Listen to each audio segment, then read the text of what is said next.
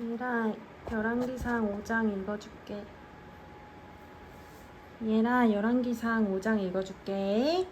두로의 히람 왕은 평소에 늘 다윗을 좋아하였는데 솔로몬이 그의 아버지 다윗의 뒤를 이어 왕으로 기름 부음 받았다는 소식을 듣고 솔로몬에게 자신의 신하들을 보냈다.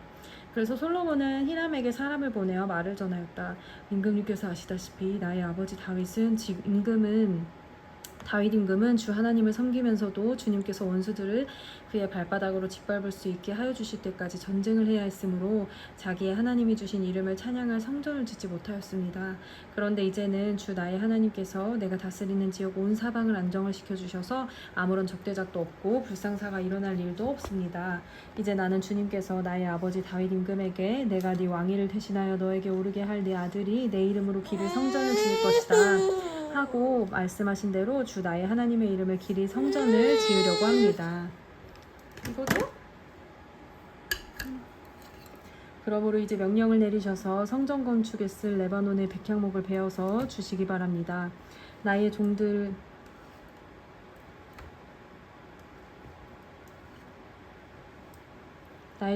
임금님의 종들과 함께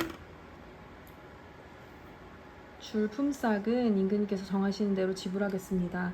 임금님께서도 잘 아시다시피 우리 쪽에는 시돈 사람처럼 벌목에 능숙한 사람이 없습니다.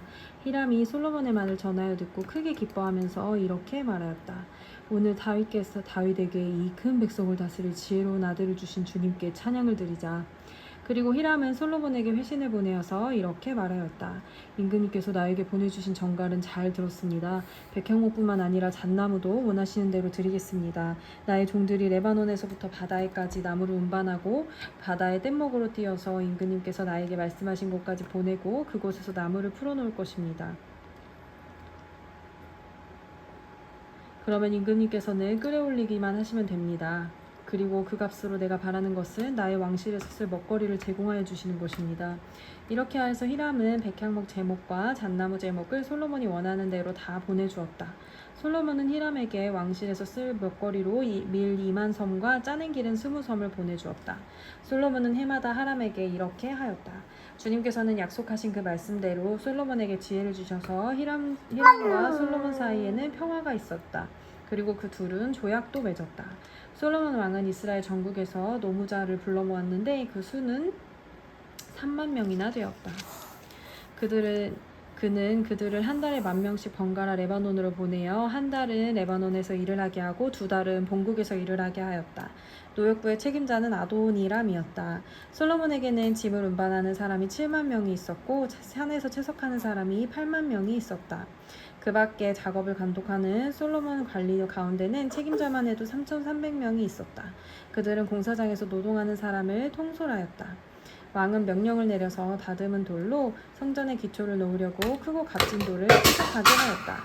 그리하여 솔로몬의 건축자들과 히람의 건축자들과 그발 사람들은 돌을 다듬었고 성전을 건축하는 데 쓸 목재와 석재를 준비하였다. 열왕기상 6장. 이스라엘 자손이 이집트 땅에서 나온 지 480년, 솔로몬이 이스라엘 왕이 된 지 4년째 되는 해 12월 곧 둘째 달에 솔로몬은 주님의 성전을 짓기 시작하였다. 솔로몬 왕이 주님께 지어 바친 성전은 길이가 60자이고 너비가 20자이고 높이가 30자이다. 성전의 본당 앞에 있는 현관은 그 길이가 20자로서 본당의 너비와 똑같고 그 너비는 성전 본당 밖으로 10자를 더 달아냈다. 그리고 그는 성전 벽에다가 붙박이 창을 만들었는데 바깥쪽을 안쪽보다 좁게 만들었다. 그리고 그 사방에 골방을 만들었다. 성전의 벽 본당 양옆과 뒤로는 쭉 돌아가면서 3층으로 다락을 만들었다. 어떤 것? 우리 이거 가지고 놀아. 이거. 이거는 이따가. 아래층에 있는 다락은 그 너비가 5자이고 가운데 층에 있는 다락은 그 너비가 6자이고 3층에 있는 다락은 그 너비가 7자이다. 이것은 성전 바깥으로 돌아가면서 턱을 내어서 골방의 석가래가 성전의 벽에 박히지 않게 하였다. 돌은 채석장에서 엄마 이거 여기 이렇게 해놓을게. 안전하게 여기다 놓을게. 골방의 석가래가 성전의 벽에 박히지 않게 하였다. 돌은 채석장에서 잘 다듬어낸 것을 썼으므로 막상 성전을 지을 때에는 망치나 정 등 새로 만든 어떠한 연장 소리도 성전에서는 전혀 들리지 않았다. 가운데층에 있는 골방으로 들어가는 문은 성전의 남쪽 측면에 있었으며 나사 모양의 층계를 따라서 가운데층으로 올라가게 하였다. 또 가운데층에서부터 3층까지도 나사 모양의 층계를 따라서 올라가게 하였다. 이렇게 해서 그는 성전 짓기를 완성하였다. 성전의 천장은 백향목 석가래와 널빤지로 덮었다. 또한 성전 전체에다가 돌아가면서 높이가 저마다 5자씩 되는 다락을 지었는데 백향목 등목으로 들보로 성전에 연결하였다. 주님께서 솔로몬에게 말씀하셨다. 드디어 네가 성전을 짓기 시작하였구나. 네가 네 법도와 율례를 따르고 또 나의 계명에 순종하여서 그대로 그것을 지키면 내가 네 아버지 다윗에게 약속한 바를 너에게 이루겠다.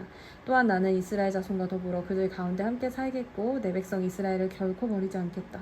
솔로몬이 성전 짓기를 마쳤다.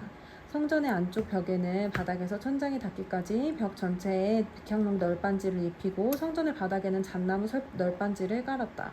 성전 뒤쪽에서 앞쪽으로 20자를 재어서 바닥에서부터 천장의 석가래에 이르기까지 백향목 널빤지로 가로막아서 성전의 내실 곧 지성소를 만들었다. 내실 앞에 있는 성전 외실은 그 길이가 40자였다. 성전 안쪽 벽에 입힌 백향목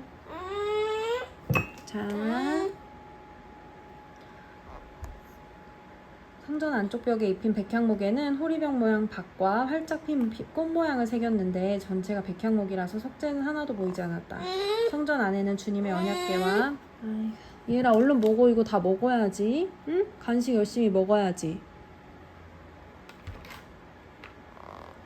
성전 안에는 주님의 언약궤를 놓아둘 내실을 마련하였다. 성전의 내실 곧 지성소는 길이가 20자, 너비가 20자, 높이가 20자이고 순금으로 입혔으며 백향목 제단에도 순금으로 입혔다.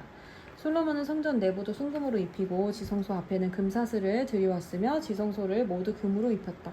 그래서 그는 온 성전에 빠진 곳이 전혀 없도록 금으로 입혔다. 심지어는 성소에 속하여 있는 제단들까지도 모두 금으로 입혔다. 그는 지성소 안에 올리브나무 2개의 그룹을 만들었는데 높이는 각각 10자이다. 그 한 그룹의 한쪽 날개는 5자, 그룹의 다른 쪽 날개는 역시 5자이다. 그 날개의 한쪽 끝으로부터 다른 쪽 날개의 끝까지는 10자이다. 두 번째 그룹도 10자이며 두 그룹이 같은 치수와 같은 모양이었다.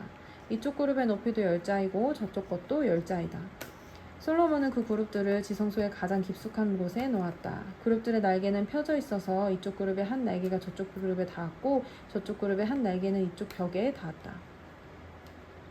이쪽 그룹의 한 날개가 저쪽 벽에 닿았고 저쪽 그룹의 한 날개는 이쪽 벽에 닿았다. 그리고 지성소의 중앙에서 그들의 다른 날개들은 서로 닿아 있었다. 그는 이 그룹에도 금으로 입혔다. 그는 성전의 지성소와 외실의 벽으로 돌아가면서 그룹의 형상과 종려나무와 활짝 핀 꽃 모양을 새겼다. 또 그 성전의 지성소와 외실 마루에도 금으로 입혔다.